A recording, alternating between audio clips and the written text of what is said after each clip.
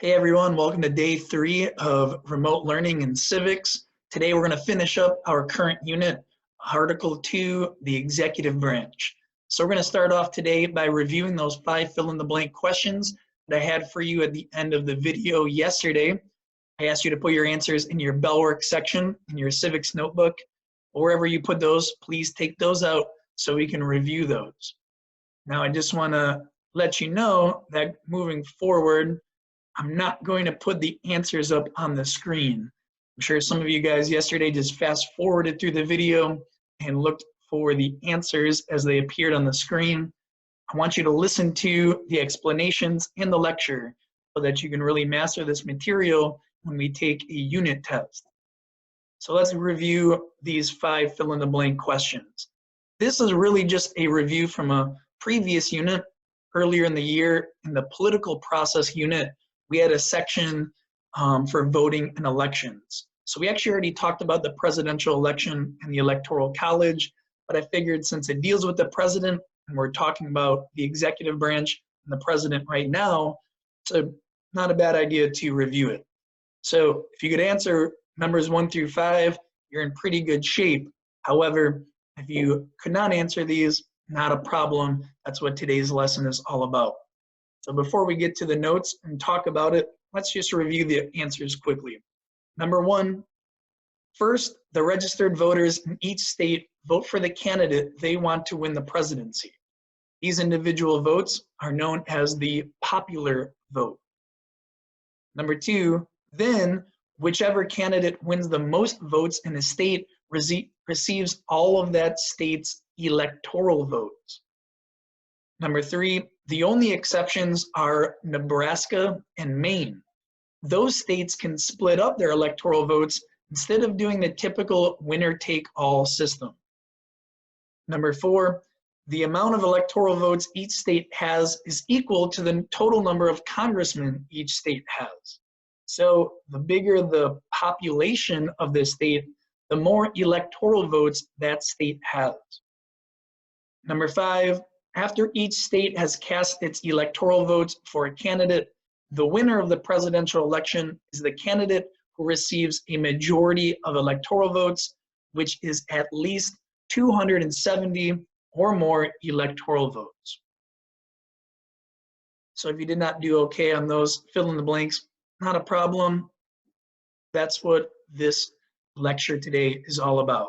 So let's flip to our notes section in our civics notebook, and we're going to finish up our Article 2 executive branch notes. So section E of our unit notes is the Electoral College, how the president is elected. Now, as I go through the lecture, feel free to pause and rewind the video as you need in order to make sure you're copying down all of these notes word for word into your civics notebook. When you come across a blank space, obviously it's your job to fill in the blank. And as I said earlier, I'm not going to be putting the answer up on the screen. You need to listen carefully for the answers for each blank space. So here we go, the Electoral College, how the president is elected. So the Electoral College is the name that we give to a group of people or a group of electors that are selected by each state to cast their state's votes for the president. So each state gets what are called electoral votes to cast for president. Each state has a different number of electoral votes, and the number of electoral votes for each state is based on the population of the state. That means the bigger the population, the more people that live in the state, the more electoral votes that state has. And actually, what the number of electoral votes is equal to is the total number of senators and representatives that state has. Total number of congressmen in both the Senate and the House. In addition, Washington, D.C. also gets 3 electoral votes. That's the minimum number of electoral votes a state can have because, well, every state has 2 senators and every state has at least 1 House of Representative member. So every state has a minimum of 3 electoral votes. So Washington, D.C., even though it's not a state, was also given these electoral votes. Let's take a look at an electoral map and look at some of these numbers. So again, each state's electoral votes is based on population. You'll see the bigger states like California on the left of your screen, Texas in the center, bottom of your screen, Florida, bottom right, New York towards the top right. These states are very populated. A lot of people live in these states, mostly because of massive cities and urban centers. So these states have a lot of electoral votes. But as I said, technically what these numbers equal is the number of congressmen. So Florida, for example, in the 2016 election had 29 electoral votes. That's because Florida has 27 House of Representative members plus our 2 senators. 27 plus 2 equals 29 electoral votes. So here are our 27 congressional districts. So these are the districts where there is 1 person per district that represents that area in the House of Representatives. We are in the 19th congressional district, as we've seen before, bottom left corner there, Cape Coral and Fort Myers. Now these districts and these numbers might change over time as the population increases or decreases.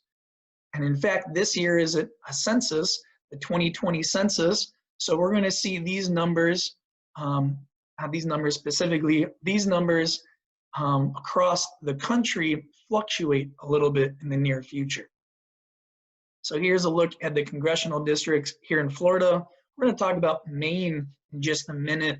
So I'll show you Maine. They only have 2 congressional districts, so not a very populated state. So they have 2 congressional districts, which means 2 people in the House of Representatives, plus the 2 state senators that every state has, a total of 4 electoral votes. Some states only have 1 congressional district, 1 person that represents the entire state in the House of Representatives. So their state only has 3 electoral votes. All right, back to our notes here. So where the process all begins on election day when we're electing a new president is with the popular vote. So that's number 2 in our notes here. The popular vote are the total votes of the citizens. And what the word popular means is population, the populace, the people. So popular vote is really the people's votes. It's the individual votes of the citizens. So we'll go out on election day, and every registered voter is going to go out and vote for who they want to win the presidency. Let's use the 2016 election for an example. So on election day, voters went out and voted for Hillary Clinton or Donald Trump or one of the third party or independent candidates. In most states, what happens is the winner of the popular vote in that state will get all of that state's electoral votes. This is what's known as the winner-take-all method. So for example, in Florida, if you look at the map in the top right screen, and underneath me here, you'll see that Florida is red on that map. That's because Donald Trump won the popular vote in Florida. That means that the Florida residents went out and voted, and at the end of the day, Trump had more votes than Clinton in Florida. So we gave Trump all of our electoral votes, all 29 of our electoral votes. Again, this is known as the winner-take-all method. Most states do this. 48 out of the 50 states give all of their electoral votes to the popular vote winner. But Nebraska and Maine are 2 states that can actually divide up their electoral votes. This is known as an allocation method. So they can allocate or divide up and choose and separate their electoral votes and give them to different candidates. Let's go back to Maine and explain exactly what happened in the 2016 election. So in the 2016 election, as we can see, Maine has 2 congressional districts. The first congressional district at the bottom primarily voted for Hillary Clinton. The second congressional district, the big district on the top, is primarily voted for Donald Trump. And then overall in the state, Hillary Clinton received more popular votes. So how this allocation method works is that Hillary Clinton will get 1 electoral vote for winning Congressional District 1. Trump will get 1 electoral vote for winning Congressional District 2.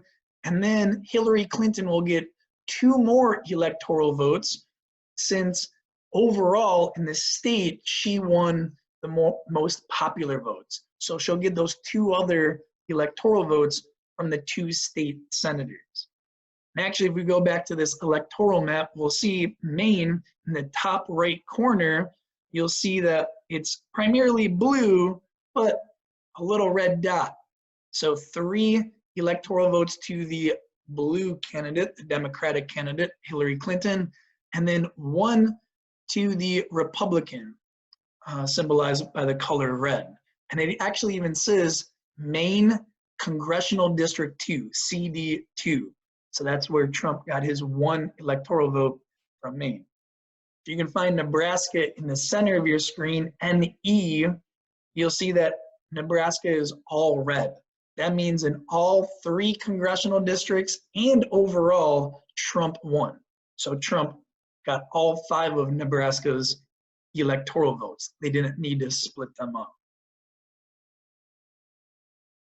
At the end of the day, when this map is done turning red and blue, and we're going to see this later in the year, we have a presidential election this year.